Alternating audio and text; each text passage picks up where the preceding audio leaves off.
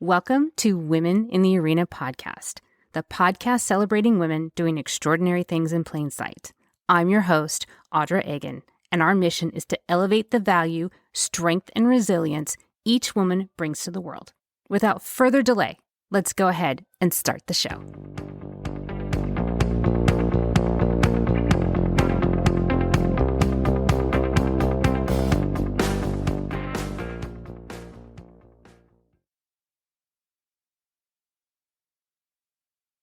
Welcome in, everyone, and thank you once again for joining me this week. We have lots of new community members here, so I want to take a moment to introduce myself. I'm Audra, and I'm your host of Women in the Arena podcast. And I'm on a quest to interview as many women as I possibly can all over the world, and I want to celebrate them doing extraordinary things in plain sight. And today is absolutely no exception. Today, we are speaking to our first classically trained dancer, and she has such an intriguing background, and I think you'll find her fascinating. I cannot wait for you to meet her. So let's go ahead and start the show.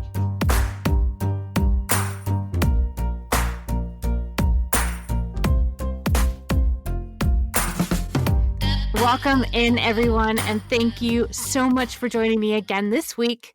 And this week, I have an amazing and fascinating guest with me today. Today, I am joined by Delilah Buitrón Arrebola, and she is a native Texan and directly from Laredo, and she studied theater and television communications at Hofstra University in New York.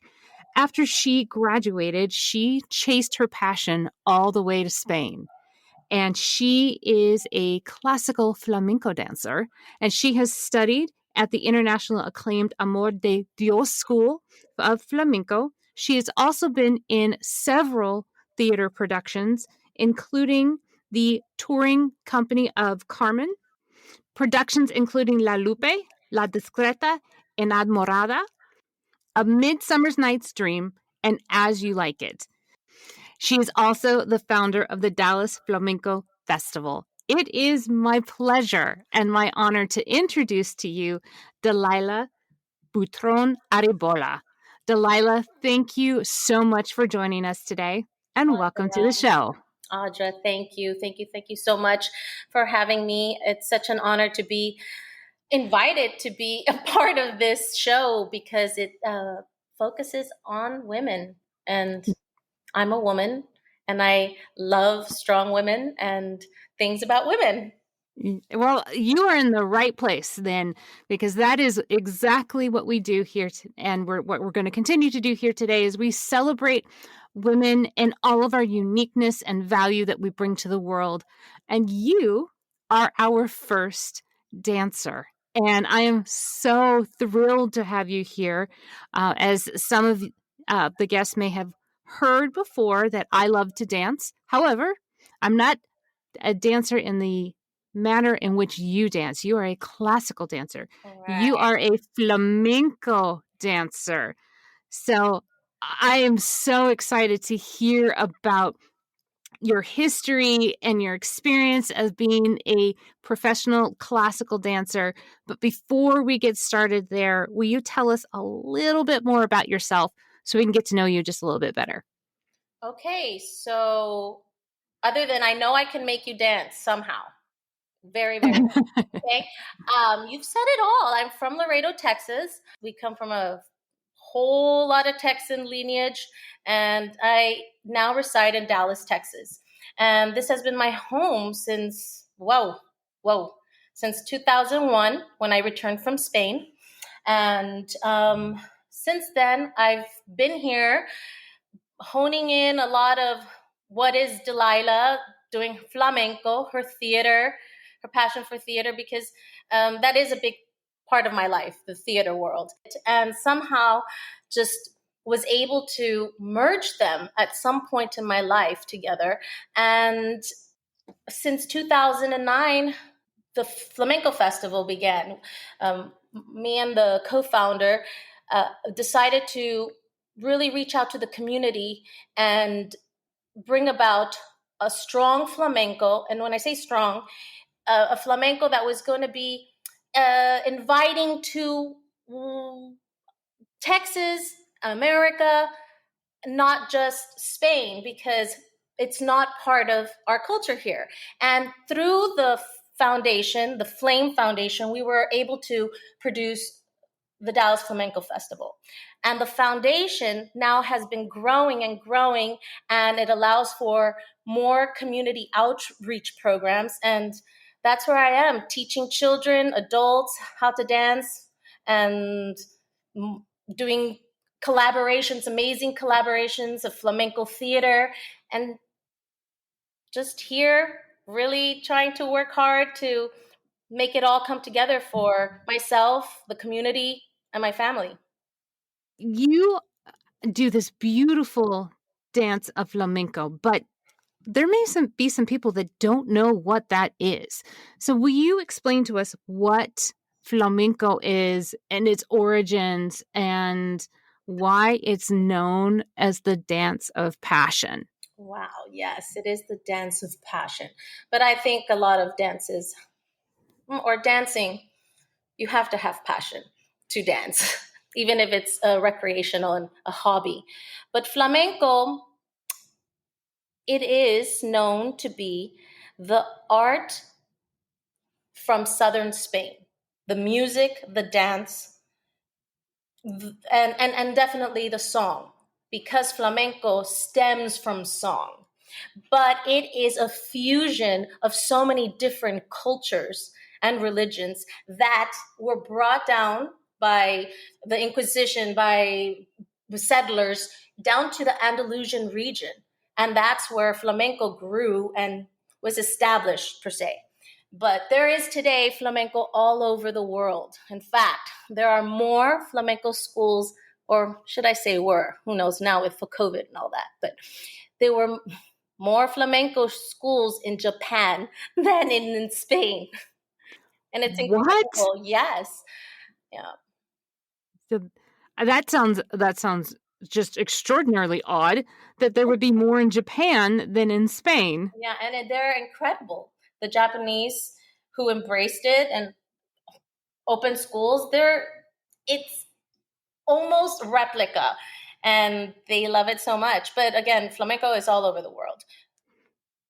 So is flamenco always done in pairs as a partner dance, or can you do flamenco by yourself? Oh, no. Flamenco is, you'll see a lot of soloists and also company dancers. But of course, the romantic picture, should we say, is the man and the woman next to each other and doing some kind of duet.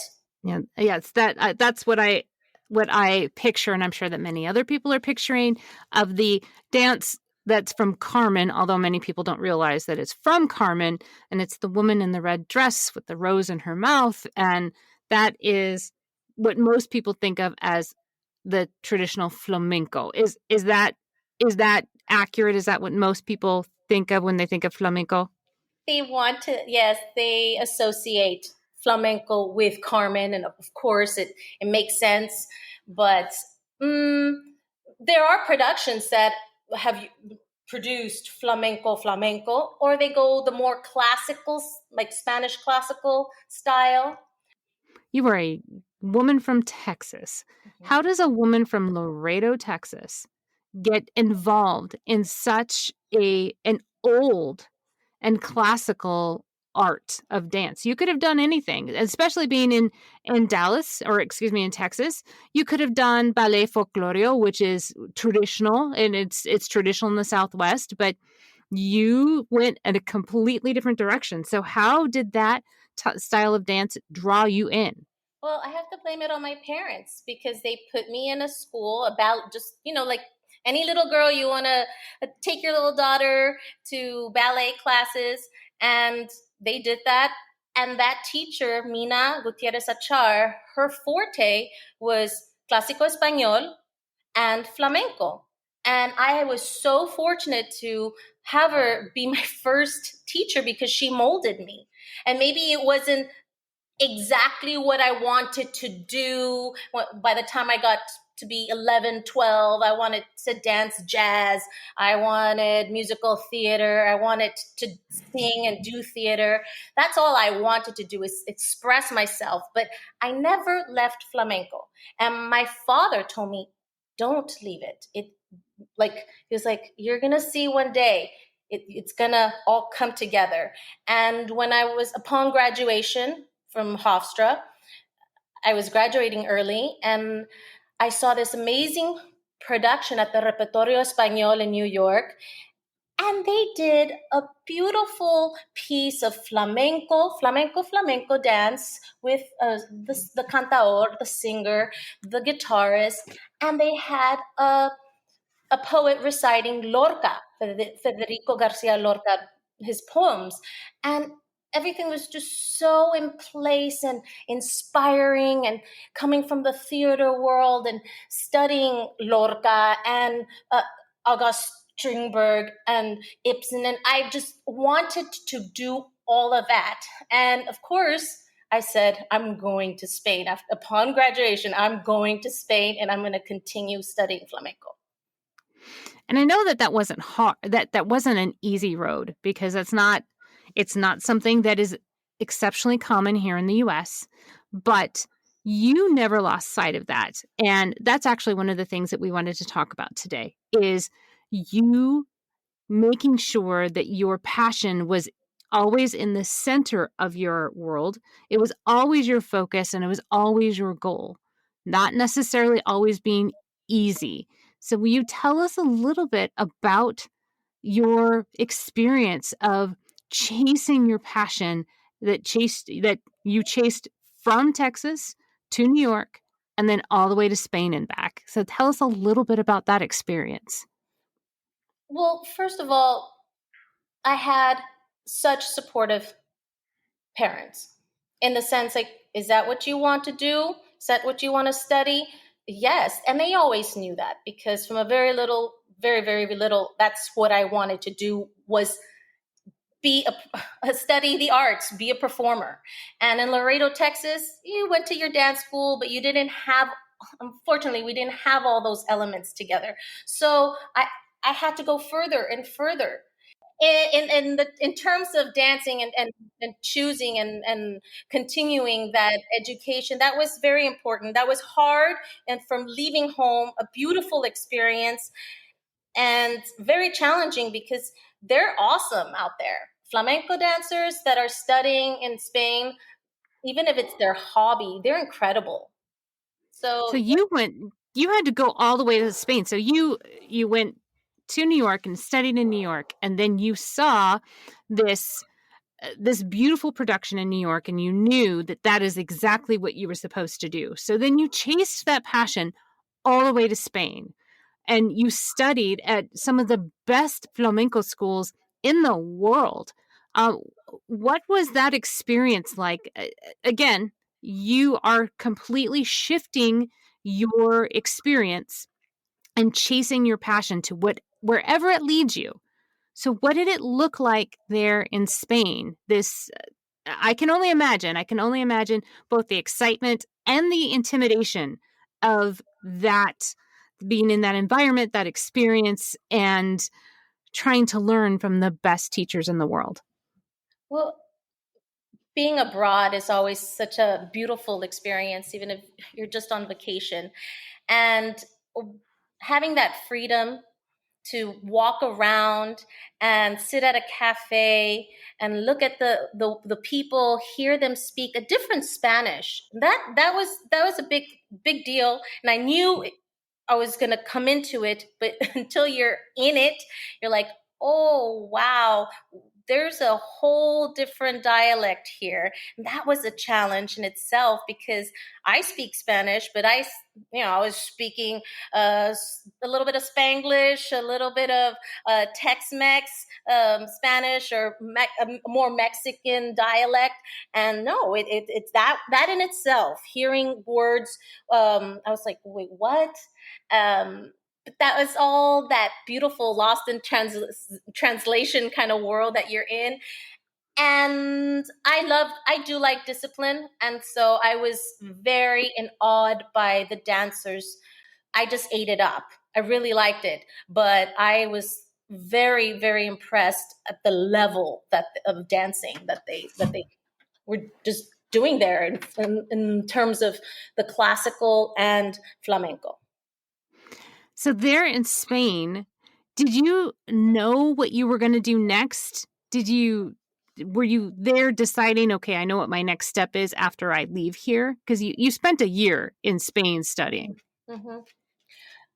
No, I didn't. I was hoping to audition, come back to the States and just audition because I was told that's what we were supposed to do out of college.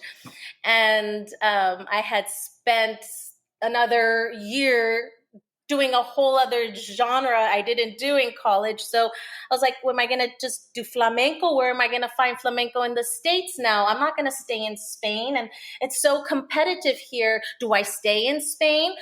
And so I ended up going to a workshop in Laredo when I returned. It was a workshop that his name is Rey Duran. He passed away already. And he was a wonderful dancer from South Texas. And he gave a workshop and I went to it and it was great. And then a week later, he calls me and he says, we have this tour. Do you want to go on it? It's in all throughout Mexico for the opera Carmen. And there. And I only went to take a workshop. I wasn't auditioning. So that was really cool to be able to experience that and get away again. And so then I was able to marinate, okay, what am I going to do? I like big cities, but I don't want to go to New York just yet. So I moved to Dallas. So you moved to Dallas. Those were your choices, New York or Dallas. As I went to Laredo for about 2 weeks, that happened. Then I went to Mexico. I came back and I was like, I'm moving to Dallas. So you got to go chase your passion once again in the tour production of Carmen. Mm-hmm. And then after that was completed, you came to Dallas. Mm-hmm. But what was your next step? Where did your passion lead you then? So I began to audition and doing what I had studied and auditioning for Shakespeare Dallas, for the children's theater. And because I danced flamenco, they would find a way to incorporate it into the productions. And that was exactly, I was like, thank you. I didn't even have to say anything. They saw that I was dancing flamenco. So somehow they utilized my other talents. So you got to do some amazing things, and you did some television and you did some other theater productions, and you continued to chase this passion for a good 10, 15 years before you decided to open up your own school. What was it that finally made you decide that maybe the auditioning life was no longer for you, or maybe the production life was no longer for you? What made you decide to settle down and teach? I mean, that's a big risk because, again, Americans are not necessarily all that familiar with flamenco, and they're not clamoring for these classes. So you took a big risk, but still keeping your focus on your passion. That's what's so magnificent about this, is that you've never, ever lost sight of what truly sets your soul on fire. Yes, I've always kind of stayed in that realm of the arts. I've never let go of that side. I knew if I continued to audition and doing other productions, it was enough for Delilah. It was just for Delilah, her living. And I wanted to make more, so I began to substitute to have that freedom. And then I started to see I really like to work with kids. And then I had other nonprofits like theater, wonderful Cara Mia Theater, and Junior Players, and 2 nonprofits that somehow I met people in the art world, in the theater world, and was able to start teaching children through those nonprofits. But of course, it was never going to be just flamenco. I was teaching theater, other types of dance, and introduce flamenco if I could. So in 2009, I said, there's a need for a flamenco festival, like a rock and roll flamenco festival in Dallas, to that level for the people of Dallas. Let's give them some really really edgy flamenco, because they haven't seen flamenco like that. Maybe, that's how we were thinking. And through that, we were able to launch, and the inception of the nonprofit, the Flame Foundation, came about. And in that time, people were asking, adults started to ask me, can you teach me? Can you show me? I'm like, I like teaching children. Yes. Let me see what I can do. And it all kind of came together eventually. But I still perform. You do still perform, but Mm-hmm. your main focus now is teaching. And the pandemic, I'm sure, has made that complicated. Mm-hmm. So how have you continued to teach your students, be it the adults or the children? How have you been able to do that with having to be apart from them? Oh my goodness, it's been so difficult for everyone, right? But thank you for a platform that we may say, oh God, it sucks. But the Zoom world, the virtual world, I was just thinking about it. If we didn't have it, it'd be darker times. So Definitely. we just continued doing things via Zoom. And then it started to be a hybrid, in person, whatever program was working or works for the people, for our students in the world out there. So we're here to cater with safety measures or Zoom. Have you found that, especially during this period of being locked down and separate from each other, that people wanted to enjoy dance more as an outlet because there was very little outlets out there available?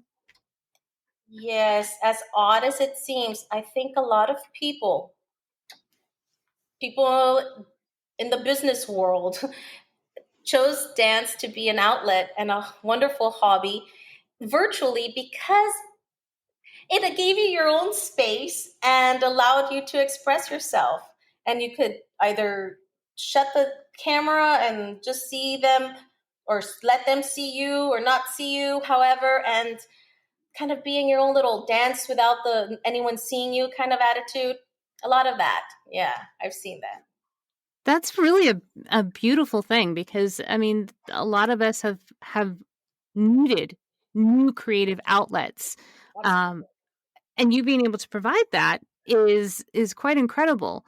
What is one of the unexpected gifts that you have experienced through having to teach in a different way? More patience. More patience, definitely. Because you are not able to be as technical, if that's where you want to, if that's where the bar is for the class. And just be more patient and giving, engaging them, so that that giving, it changed a lot.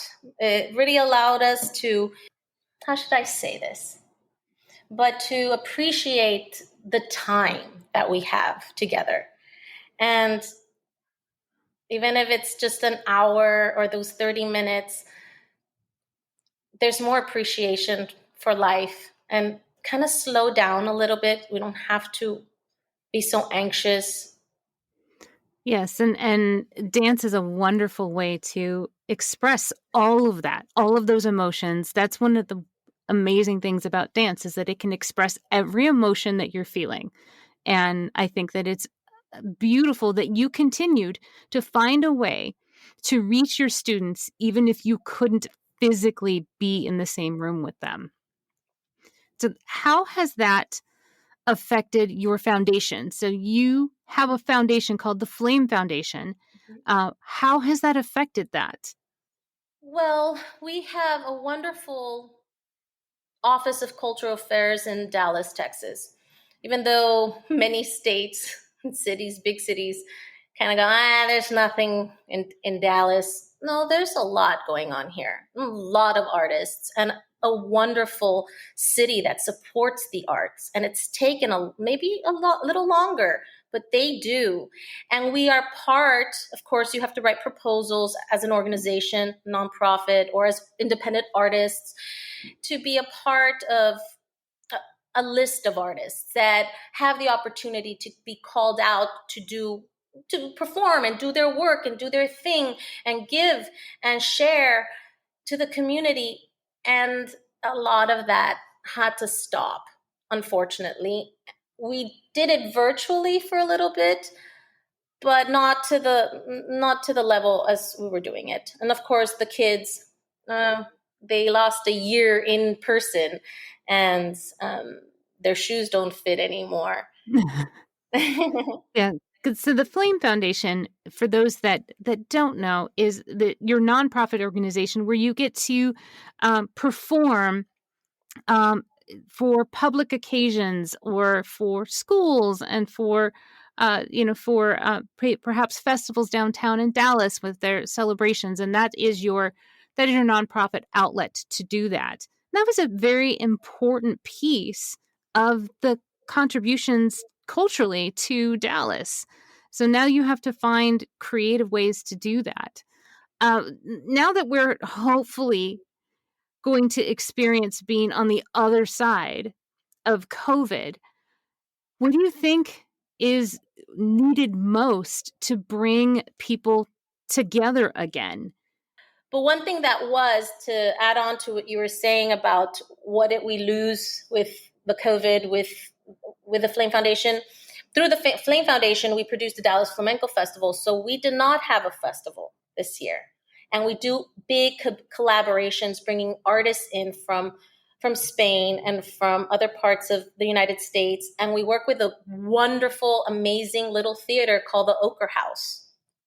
And so now we're seeing, are we going to take it outside? Just to make everyone feel more comfortable. When it was in a little theater, fits about 50 people, and very reminiscent of Europe, little tablaos with a flamenco.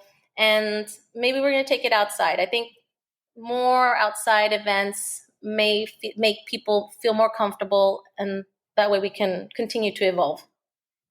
You never know.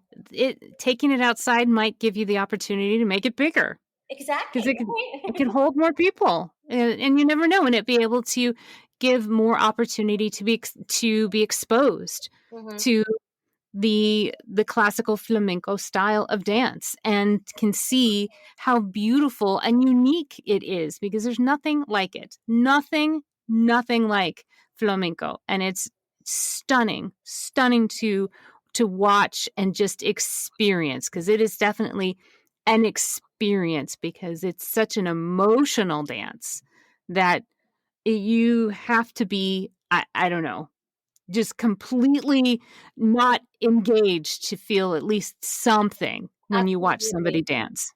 Absolutely. Flamenco, I always tell everyone, I tell my students, the reason why I continued flamenco and I chose it to be the outlet, flamenco has all of the human emotions, not just happiness, sad. It has everything in between in its song and dance. There's a song and dance for every human emotion, a very large palette. So that's why I was just, the deeper I would listen, and the more you grow and the older you get, you appreciate it more. Well, I look forward to when we can see the Flamenco Festival again, and hopefully soon, maybe 2022. That would be lovely. I want to ask you a question that is in your bio, and as soon as I read it, I was really intrigued. So I have to ask you this. So, what is Delilah Muse? Delilah Muse. Well, that was my alias. Once I kind of came into my own not just doing theater or flamenco or singing. I decided, kind of happened by default. I met someone, was like, yes, to model, to be an art model. And Delilah Muse wanted to inspire people, artists, and it allowed me to be around a lot of wonderful artists, period, but a lot of wonderful women that appreciated another woman's body. And I was able to inspire some of my best friends now, that I call my best friends after all these years, because they really appreciated my pose. Whatever I was trying to express and emote, they would put it on the canvas and get inspired by however I was sitting or how my hair was, and it was often a portrait or a costume that I was wearing or a nude. Yeah. So you got to model for artists. That's fantastic. I've not met anybody that has been a model for artists, and your inspiration is somewhere on canvases, maybe all over the world. Yes, there was actually a whole website. It was very nicely done by a wonderful young, thriving website designer, and in good taste. And I had a lot of those images there, very nicely done. I kind of took it down once I had my boy, just because I said I don't want them to like come across it. The parents, I edited myself, but you know what? I have a lot of those nudes in my house, and if they ask me one day, "Mom, is that you really?" I'd be like, "Yes, yes, that was mommy." Very free, very comfortable. But isn't all of that part of one of the reasons why you chased your passion? You continue to chase your passion, and you found different ways to express it. I pose this next question to you, and I say it carefully just because us as women have a really hard time in continuing to keep our passions as a focus and as a primary importance in our lives. Mm-hmm. It is not easy, and your journey certainly has not been easy.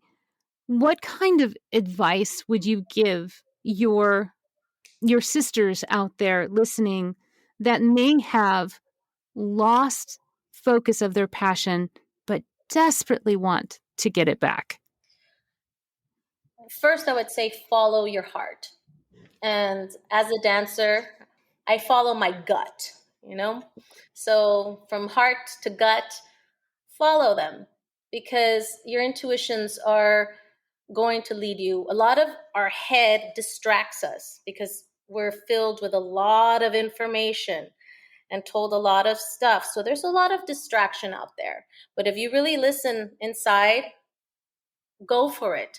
Whether it's early in life, in your late 20s, mid 30s, whether it's love, an art form, a new hobby, a new job, a new lover, whatever is going to, I mean, change is hard, but people change. And as long as you have no regrets, I think we're okay. We're good. Yes, agreed. But what about those women that have that passion right there, but are a little bit nervous, or maybe even have a little bit of fear of the unknown or the what if of stepping forward towards it? How do you encourage them? We have one ride in this world. One ride. And it will be over soon at one point, not to get morbid. So follow your dreams till the end, because it may be over and it may be over, and we never know. And I think COVID, this period, should be at least enlightening in that to all the women who are there. I know women, a lot of mothers, that they're just full-time mothers. Some have education, some decided to follow other dreams and passions, but they're full-time mothers, and they tell me, I want to go back to school. I want to do this and be the best at this, a sport per se. And all I can tell them is do it now. Because my mom gave everything to her family. She was even encouraged to continue to her education while we were in elementary. But one day she did tell me she wanted to be a dentist, but she didn't become a dentist. That's all I'm going to say. That no regrets is what you're saying. No regrets. Absolutely. Well, Delilah, I so appreciate you sharing your time with us and your passion. It's palatable on how much passion you have for your dance, for your art, and for your life. And I appreciate you sharing that with us and your encouragement of other women to follow their passions, whatever it may be. So thank you for joining us today and sharing that with us. Thank you, Audra. You are making magic in the moment. Thank you. I am certainly trying. I absolutely am trying. Before I let you run away, I have a couple of questions to ask you. Are you game? Yes. Okay. I am on a quest. I'm on a quest for a lot of things, but I'm on a quest to normalize women communicating what they need, because we don't do that very well, to our own detriment. So you have an entire audience, an entire community that is out there listening that may be able to help you with whatever it is you need. So Delilah, what do you need?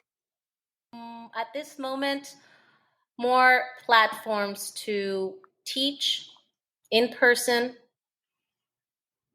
or virtually, and performance venues, because that's what I need right now.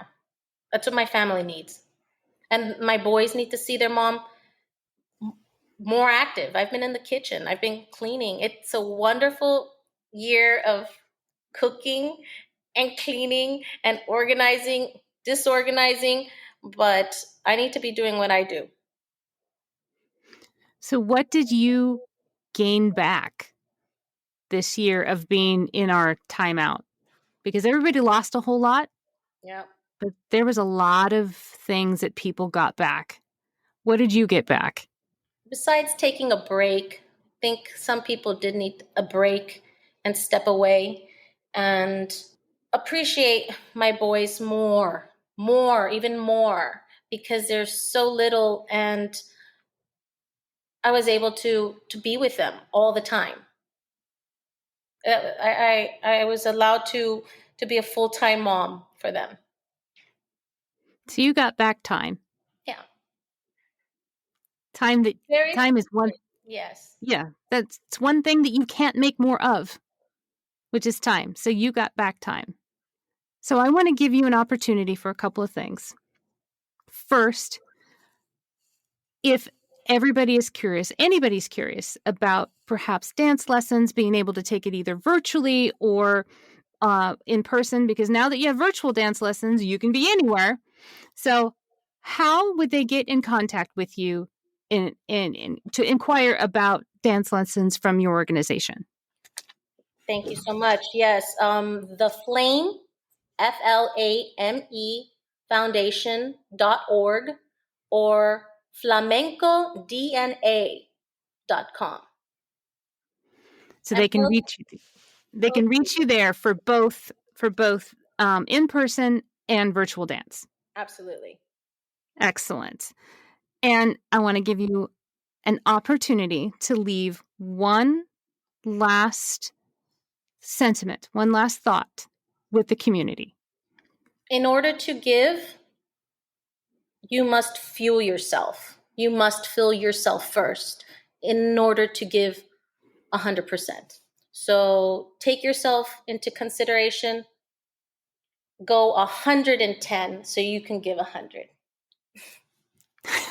Keep a 10% back for you. You're my kind of girl.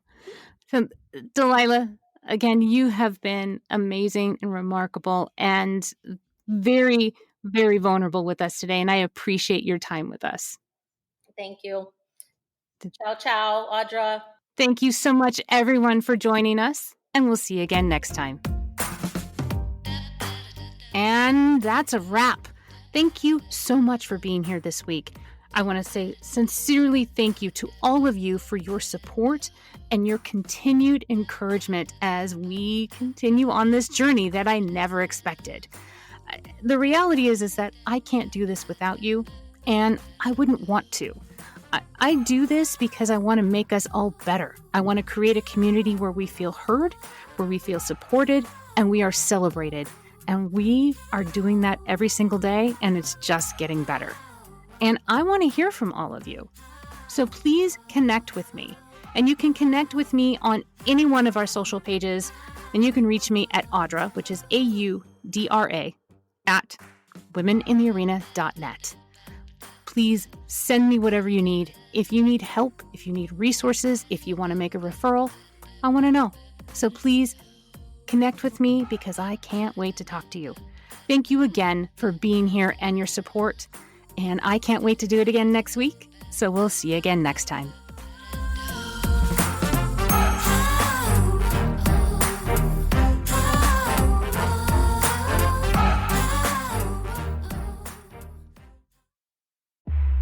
This is just the beginning.